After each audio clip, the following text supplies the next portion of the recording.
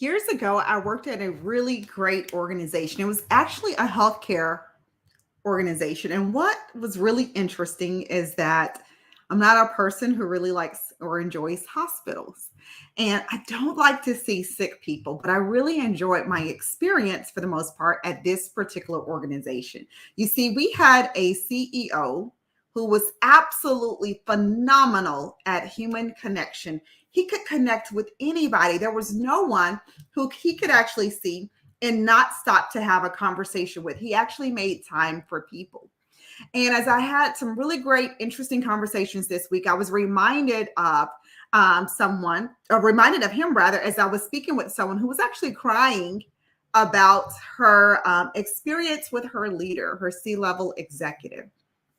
And I really, listened to her and I heard her with my heart. And one of the things that really struck me is that she had no joy in her work.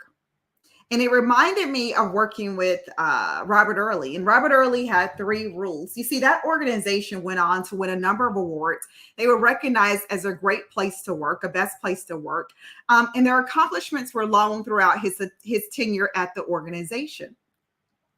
And when he retired, someone was asking him about his legacy and his legacy of continuous improvement and the things that he had been able to accomplish at that organization. And he said, that's great. It's great to win the accolades and to win the awards and to be acknowledged for the great work that we do. And I appreciate that. And I love that I'm being recognized by these magazines and I'm being rated as a best hospital, for America. But I love what he said. He said, at JPS, we're not here for the praise, though it's certainly appreciated and keeps us going on our darkest days. We are here to serve. And he said, when you sign up with us, you sign up for a higher calling. Does your organization actually sign people up for a higher calling? Or does your organization say, you know what, it's just a job, it's a career, it's a place to work? Are you really there to serve? Each and every leader should be in a position where they understand it's not about me, it's about the work that we are doing. When I'm offering my expertise, when I'm offering my knowledge, my insights, my perspective, my experiences, it's not about me. I am here to serve.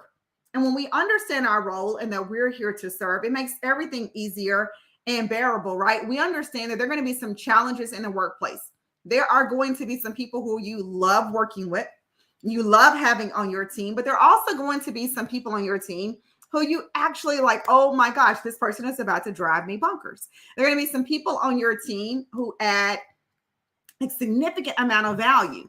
And there are going to be some people on your team who I like to call, they add value, but they're like a bull in a china shop. They are all over the place. But that's okay. We've got to figure out, though, how do we actually use those particular people and what is it that they're going after? See, at JPS, Robert Early had actually three rules. And one of his rules was seeking joy in your work. You got to seek joy. How many of us actually seek joy? We actually like what we're doing. We actually like the people that we're working with. Here's the thing, when you don't have joy in a place, and I say joy instead of happiness because every day you're not going to be great. Every day you're not going to feel your best. Every day is not going to be good.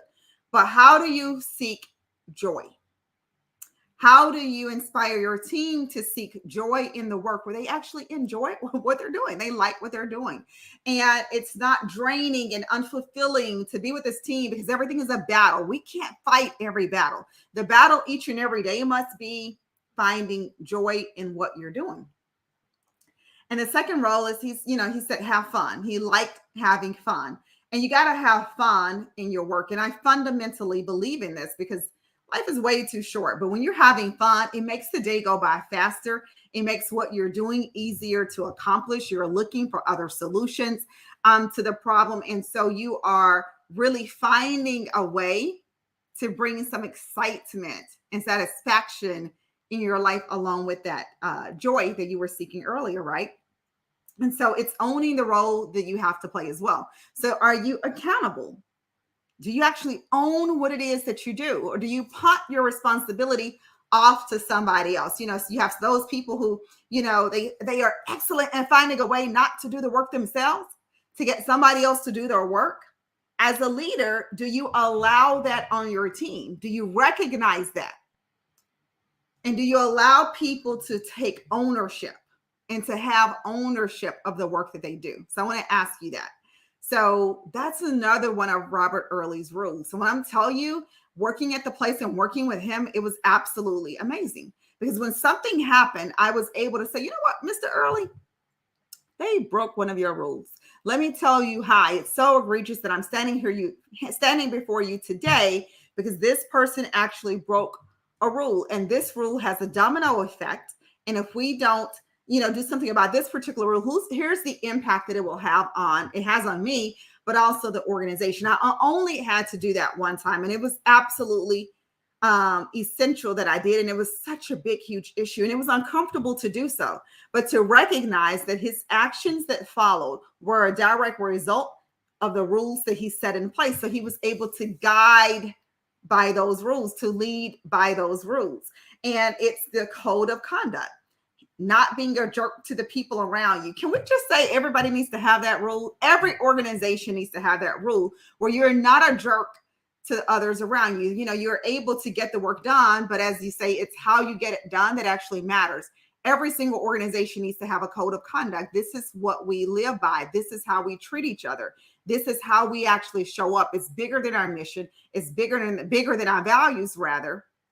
Our values are important, but our code of conduct is part of that. And so this is what we're going to go by. So I invite you as a leader, I invite you as an executive leader, senior leader on your team, to think about the organization's values. How do you guys speak to each other? What is important? How do you interact and engage with one another? Because that's how the work actually gets done. And when people are burnt out and they're stressed out, and you, even as a leader, when you're burnt out and you're stressed out, you're not giving your best.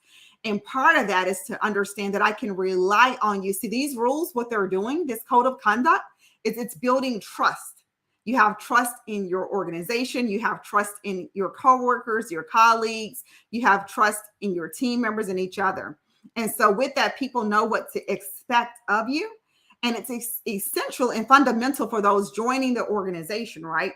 I would encourage you, when you are having people to join the organization, ask them questions about, your values. How would they live the values? How have they lived the values? Show them the values before they join and make sure they understand this is what we're going by. You will absolutely be measured and evaluated and assessed based upon these rules. See, it also helps to remove the subjectiveness of it. And that's important because from a DE&I lens alone, a lot of times you have people who are sharp and they're articulate and they look a certain way, meaning they may be people of color. Then what we do is we say, I just can't put my finger on it. It's something about them. I just can't put my finger on it. And what we're essentially saying is begin to look for something. Because now when you say I can't put my finger on it and it's somebody you're trusting, what do people begin to do? They begin to assess and evaluate and see, oh, maybe it's this. Maybe this is the thing. Maybe they did this. Maybe this is what you're looking for. Maybe this is what you're unsure of. And it's a way to begin to plant the seeds to get them out of the organization, whether it's somebody to move them out or whether they feel like they don't belong and they actually leave on their own.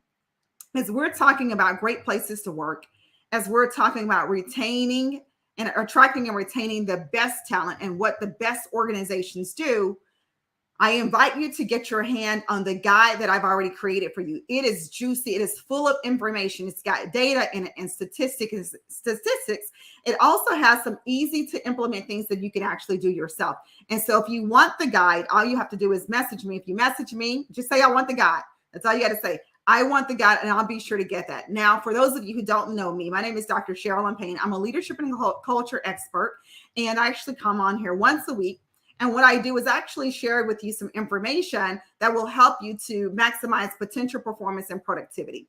It is essential as a leader that you actually return profits to your shareholders, to your stakeholders, that you're making your organization profitable and you are increasing revenue on a continuous basis. So we talk about how to do that.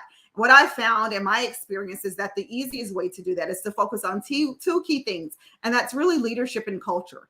And if we can focus on leadership being intentional and motivational and strategic leadership, but strategic leadership as well as transformational in our culture, then we really can create a place where people actually want to work, where they want to be, and a best-in-class organization. If this is something that you would like my help with, I encourage you to send me a message and just tell me your problem. Tell me how you think I could help or what you're looking for. And I will be happy, more than happy, to get back with you with some key information. We can set up a time for us just to talk confidentially and see where we actually go next. I cannot wait to see you guys here next week. If you have a question, a burning or a pressing question that you would like to have answered as it relates to organizational excellence, organizational transformation, or leadership, all you have to do is just send me a message. You can actually email that to spayne at SMPI Strategies. That's spayne at SMPI Strategies, or you can just send me a message. Just send me a message on LinkedIn or any other platform, and I'll be sure to get back with you within 24 hours. I'll see you guys here next week. Thursdays, 12:15.